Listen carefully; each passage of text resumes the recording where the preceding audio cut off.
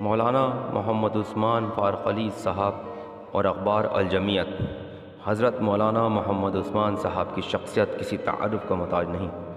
مشہور عالم دین، ممتاز مناظر، بر صغیر ہند و پاک کے عظیم صحافی جنہیں بزرگ صحافی کے خطاب سے نوازا گیا۔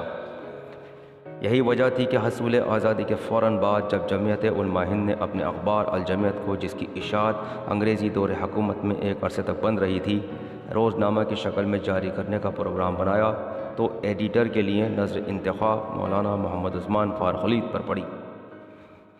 مولانا کی صحافت کا آغاز 1926 میں اس وقت ہوا جب وہ کراچی سے نکلنے والے ہفتہ وار سندھی اخبار الوحید سے وابستہ ہو گئے تھے۔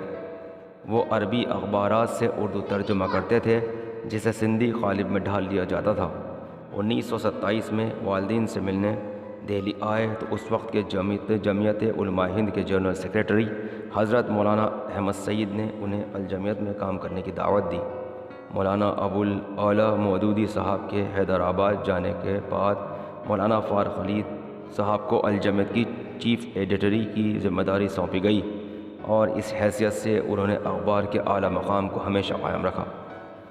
لیکن کچھ عرصے کے بعد حالات کچھ اس قسم کے پیدا ہوئے کہ انہیں اپنے عہدے سے سبکدوش ہونا پڑا۔ بعد میں پھر کچھ ایسے حالات اور پیدا ہوئے کہ خود الجمیت بھی بند ہو گیا۔ انگریزی حکومت نے اس کی اشاعت پر پابندی لگا دی تھی۔ مولانا نے 1947 کے آخر میں اس وقت جمعیت علماء ہند کے مجاہد ملت حضرت مولانا حفظ الرحمن صاحب کے کہنے پر ایک بار پھر اس ایسے وقت میں الجمیت کی ادارات کی ذمہ داری سنبھالی جبکہ شاہجہان کی بسائی دلی اور دلی کی پرانی قدریں ہچکیاں لیتی نظر آ رہی تھیں۔ قوم کی نگہ کھینے کا وعدہ کرنے والے بڑے بڑے ممتاز رہنما راہ فرار اختیار کر رہے تھے اور پوری ملت اپنے آپ کو بے سہارا محسوس کر رہی تھی، تو مولانا اسے ایسے وقت میں بھنور سے نکالنے میں لگ گئے۔ تقریباً 9 سال کی غیر حاضری کے بعد الجمیت اس بار 24 دسمبر 1947 کو روزنامے کی شکل میں منظر عام پر آیا۔ مولانا نے اپنے پہلے ہی اداریے میں اعلان کیا کہ وہ خوف و دہشت کے ماحول کو بدلنے میں اپنا کردار ادا کریں گے۔ انہوں نے تقسیم کے نتیجے میں مایوس و نا امید ملت کو کردار کی پختگی اور حوصلہ مندی کا پیغام دیا اور لکھا، آج میدان کی نوعیت بدل چکی ہے۔ اس وقت ہمیں غیروں سے لڑنا تھا، آج اپنوں کی تربیت کرنی ہے۔ وہ وقت خون بہانے کا تھا، آج گھڑی خون کا ایک ایک قطرہ خشک کرنے کی ہے۔ مولانا کے اس پیغام سے مایوس دلوں کو امید کی نئی کرن نظر آئی، ان کی ڈھارس بندھی اور انہیں اطمینان ہوا کہ قدرت نے ان کا مقدمہ پیش کرنے کے لیے ایک مرد مجاہد کو ان کے درمیان بھیج دیا ہے۔ اس وقت مولانا نے مسلمانوں کو اپنی جان بچانے کا نہیں بلکہ اپنے تحفظ کے لیے اپنی جان دینے کا سبق دیا۔ نتیجے میں بھاگتے لوگوں کے قدم رک گئے اور سینکڑوں نہیں ہزاروں نے اپنے بندھے بستر کھول دیے اور ایک نحیف سے اور ہلکے پھلکے پستاقت فارق علی نے ان کے اندر ہمت و جرت پیدا کر دی۔ مولانا کا جدھر سے گزر ہوتا لوگ ان کے ہاتھ چومتے اور اس بات کے لیے ان کا شکریہ ادا کرتے کہ انہوں نے انہیں آگ سے کھیلنے اور طوفان سے ٹکرا جانے کی ہمت عطا کی۔ مولانا کا قلم شعلے اغلتا اور قومی مسائل کو بڑی شدت کے ساتھ پیش کرتا رہا۔ اس وقت کے انتظامی مشینری کو ایک قلندر کی مداخلت بیجا پسند نہ آئی اور اخبار 1 ماہ کے لیے بند کر دیا گیا۔ 1 ماہ کی جبری پابندی کے باوجود ان کا قلم زنگ آلود نہیں ہوا بلکہ اس میں اور تیزی آ گئی۔ مولانا کو کئی محاذوں پر لڑنا پڑ رہا تھا۔ ایک محاذ فرقہ پرست پریس کا بھی تھا جس کا خاص مقصد اس پرامن ماحول کو بگاڑنا تھا جو اس وقت قومی حلقے میں ذمہ دار قومی سیاسی رہنما بنانے میں مصروف تھے۔ وہ تحریریں جن کی تعریف میں روز خطوط آتے تھے سرکاری مشینری کے کچھ کارندوں کو پسند نہ آئیں۔ مولانا کو آدھا درجن سے زائد مقدمات میں ملوث کیا گیا۔ مولانا نے بڑی خندہ پیشانی سے ان مقدمات کی تکالیف کو برداشت کیا۔ 2-3 دن انہوں نے جیل میں بھی گزارے جس پر پورا اردو پریس چیخ اٹھا اور حکومت پر سخت لیدے کی۔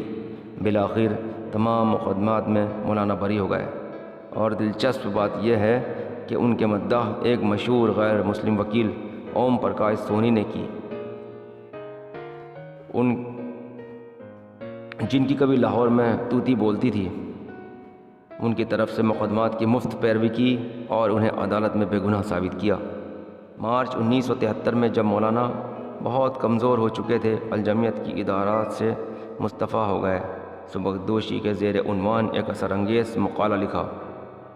میرے لیے یہ کہنا مشکل ہے کہ اس پرآشوب اور صبر آزما زمانے میں میں نے ملت، انسانیت اور ملک کی کیا خدمات انجام دی اور قائدین کرام کو کس حد تک رہنمائی ملی، لیکن میرا ضمیر مطمئن ہے کہ میں نے کبھی خودداری اور غیرت کا سودا اور دانش فروشی کا مشغلہ اختیار نہیں کیا۔ یہ ایک ایسا تحفہ ہے جو قدرت کی طرف سے مجھے عطا ہوا ہے۔